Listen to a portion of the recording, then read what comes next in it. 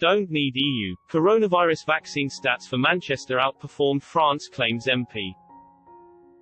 Coronavirus vaccination rates in the Greater Manchester area are outperforming major European nations, a Labour MP has said, citing it as proof Britain is better outside of the EU.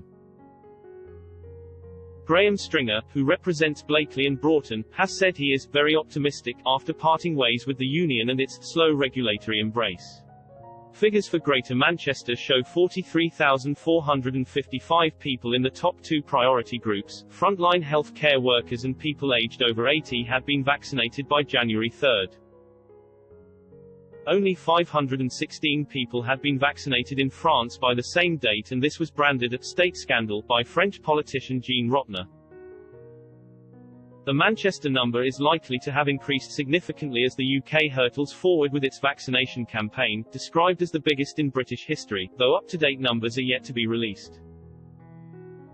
Figures, calculated by ourworldindata.org and Politico, indicate Belgium had administered around 54,000 vaccinations as of January 13.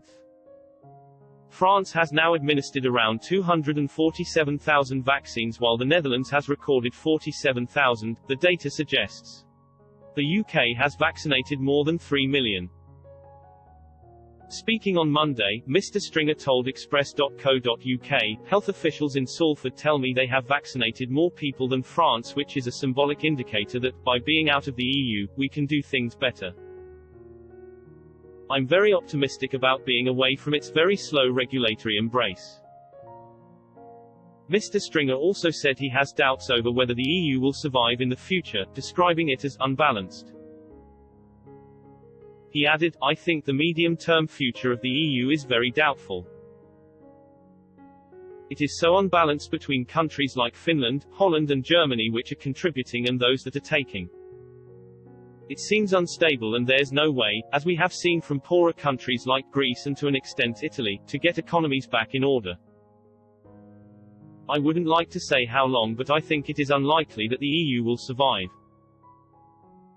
Express.co.uk has contacted Salford NHS Clinical Commissioning Group, which is due to release up-to-date local figures in the coming days.